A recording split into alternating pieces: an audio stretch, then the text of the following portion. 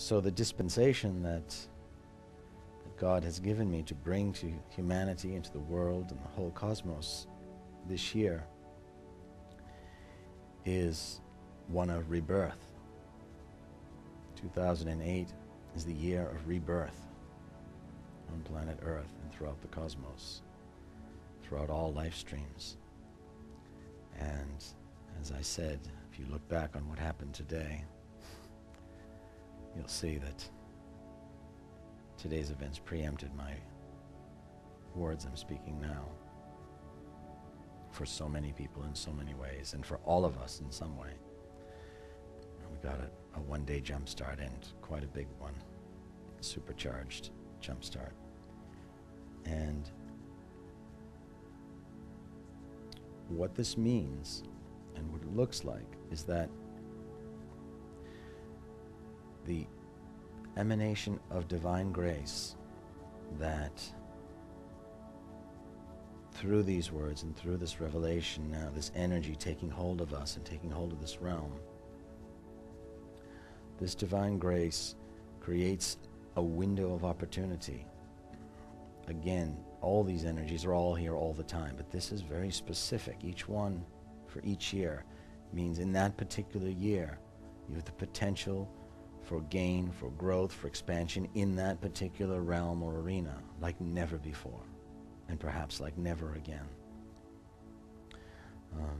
but particularly like never before, or it can always be better. So that divine grace heralding and harnessing the energy of rebirth means there's an opportunity here and a window, an opening, an invitation, and a blessing upon endeavors the same for each one of us to reclaim or claim, as the case may be, to start, to begin anew, to make a brand new life, to have inspired within, to speak, to claim a vision for your life. And there's an energy here this year that will help anchor that, bless that, and empower that like you have never, ever had in your life. Now, there are things you must do, or you're invited to do, to assist in that. One, of course, is faith. You have to know and believe that this is so, that this is divine revelation being spoken. Not that, oh yeah, that's nice. You know, many people say seeing is believing, but like most axioms in the world of separation, that too is backwards and upside down. Believing is seeing.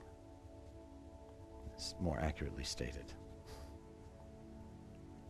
So by believing it and knowing, yes, this is available to me, this is an act of grace from God directly, something that I can have and I can claim, and I can make something of this. So I'm going to, or if I so choose, take this opportunity. Secondly, what you must bring to the table in perhaps a way stronger than you ever have, with more conviction than you ever have, is forgiveness, particularly of self, but forgiveness of others as well. Because if you're going to walk around with your proverbial scarlet letter, you have no chance of rebirthing yourself, of creating a new life. I have to let go. Some of you who've come before me on this weekend, you've heard me say words like, all is forgiven, your past is over, your sins are forgiven, just let it go. It was all part of this. I was quietly and secretly beginning to weave these energies in all through this retreat without speaking it outright. And what helps you do that, have that forgiveness, mostly of self, is knowing and believing in this universal truth. Everything is forgivable in God's eyes and in reality, and everything is redeemable. Everything, there's no exception. We have people in this room who were drug addicts. There are people in this room who've had abortions, and some multiple abortions. There are people in this room who've abandoned their children. There are people in this room who've committed all kinds of, quote, crimes. Everything is redeemable. And if you don't believe me, read some of the stories of the great saints and of their dark pasts, their addictions, their vices. You have to believe that.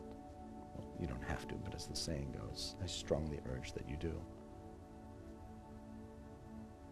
There is no crime, there is no sin, including murder, that is not forgivable and redeemable.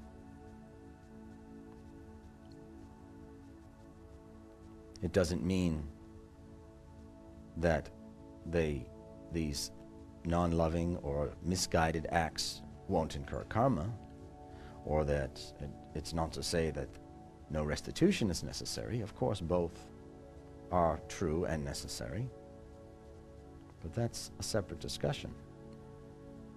First comes the belief. Tear off the scarlet letter. I'm using a metaphor from Nathaniel Hawthorne's famous book by the same name. If you recall, those of you who don't know the literary reference I'm making, the woman was accused of committing adultery, which is relative if you see the story. And the priest made her wear a scarlet letter on her dress, on her chest, wherever she went, for the whole town to see and mock and ridicule and judge her and condemn her. Excuse me. That has to be removed. Because in God's eyes, no one has ever fallen from grace. Ever. It is quite the opposite. The things we do as we bumble and find our way back into that light of truth, of love, are simply the things that we needed to do. It doesn't justify them. And that's something, again, a caveat I must speak to you all. As many people say, well, that it was all perfect, it was meant to be. No. The fact that God perfects all man's non-loving choices does not justify making them. It's a separate subject. But God does perfect them and can and will. So you need to be accountable. You need to be responsible. You need to apologize. You need to make reform and restitution where necessary.